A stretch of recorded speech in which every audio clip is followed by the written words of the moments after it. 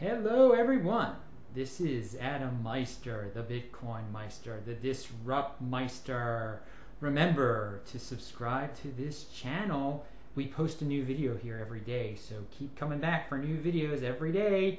And you can check out the notes section below and click on the Trezor affiliate link if you want a Trezor. Speaking of Trezors, I was on the Kerry Lutz show today. It was taped. It's probably going to come out tonight or tomorrow. I will post that as soon as they send me the link. We talked about the Bitcoin Trezor storage device, and we talked about a lot of other Bitcoin things. It was a nice interview, and they will edit it, put it up there, and check out Kerry Lutz at the Financial Survival Network. You can find him, and we will give a link to him as soon as the interview goes live. It was very interesting. And you know, Bitcoin is at $610. Has the silent march resumed? Yes, the silent march is going on again, quietly. So, Ethereum Classic has been down lately. Why is this going on? Well, there's still uncertainty. And I would like to point out that the Ethereum plus Ethereum Classic total, if you add the two together, it really hasn't changed much since the original fork, and since things became steady after the original fork. There remains an equilibrium between the two. One goes up, one goes down. The other goes up, the other goes down.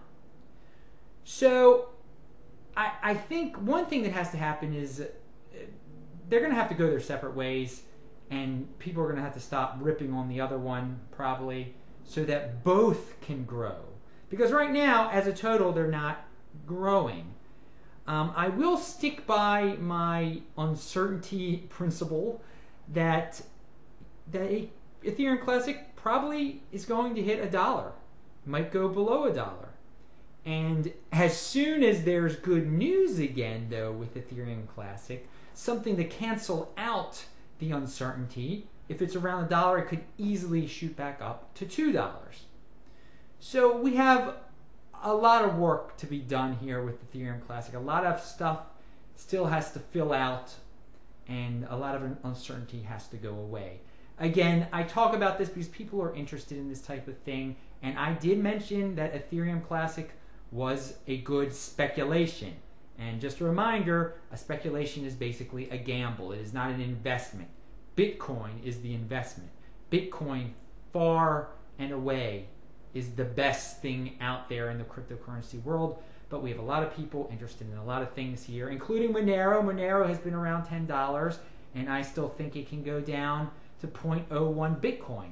Now, by the way, 0.01 Bitcoin in December might be $8, because Bitcoin might be at $800. I'm just giving you a number there.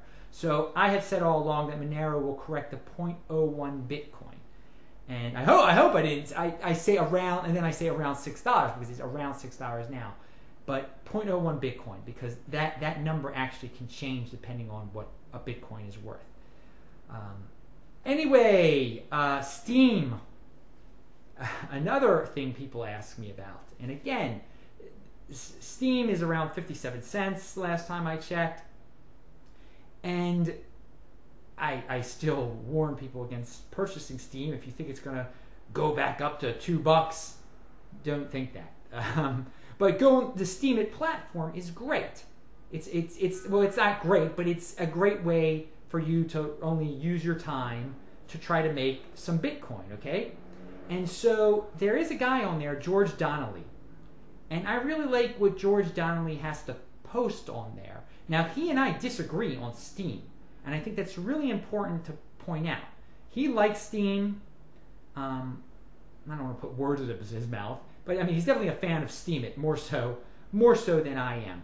But he is using the Steemit platform for something I wish a lot of other people would use it for. Instead of using it as this like infomercial to boost Steem, to say how great Steemit is, he is using it to expose people and bring up some legitimate points about people who have joined the Steemit platform. And I'm not going to I will give you a link to George Donnelly's Steemit article, which I found great. And you can make up your own mind on what he has to say about the situation that he is addressing. So that will be in the links section below. And I like George. He's very serious. I mean, he's not playing around here, and he's into honesty. And I think that's really important. And you know, throughout all of my videos, I say you have to stand for something. Well, again, even though George and I disagree on Steem, he stands for something. Okay, he stands for something real, and he calls out people who he thinks are liars. And he doesn't. And anyway, you'll check out his link. He stands for something. Anyway, I was listening to the Kinks, a band from the 60s and 70s. You know, they do the song Lola.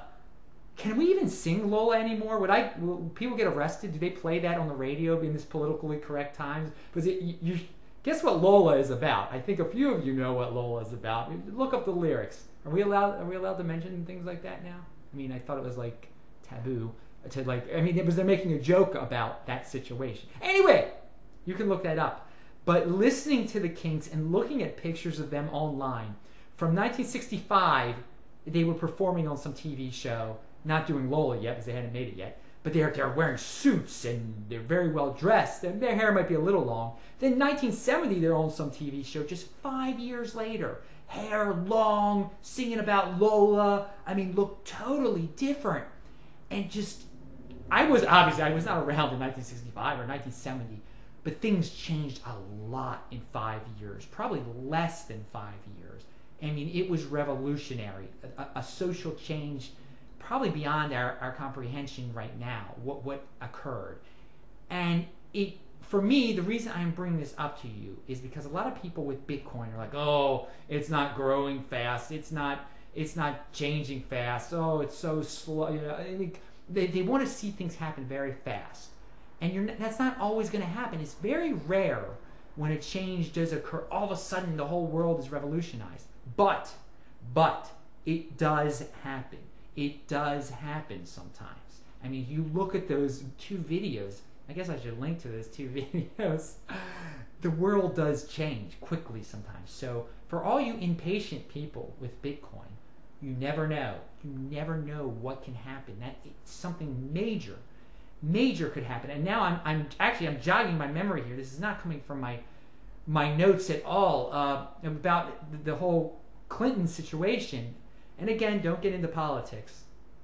But imagine this scenario where Clinton dies and before the election, and I'm not saying this is going to happen, but if somehow, because the Republicans don't like Trump very much, everyone agreed, and I don't know all the technicalities behind how this would happen, but it can happen.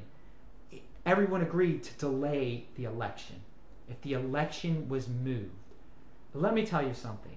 If that happened, and I'm not saying that it's going to happen, but now there's actually, because of the weird situation going on right now, this is actually a real possibility, a very slim possibility. But this would change the way the United States has worked over the last 200 years completely. And the entire financial system of this planet is based on the stability of the United States of America. And for something like that to happen, a move of the election is something that happens in a banana republic, basically. So there would be a financial panic if people would not be able to remain calm at all, okay? Now, everything might turn out fine, and there might be a legitimate reason to do it. I would be totally against doing something like that. But in a sense, it would be good for me financially because Bitcoin would go wild, I'm telling you. So if they move the elections, and this is something that really could happen, and it will shock the system, and Bitcoin, my God, that could be the black swan moment that catapults Bitcoin to unknown levels. So I'll leave it at that. I'm Adam Meister, the BitcoinMeister. I will talk to you later.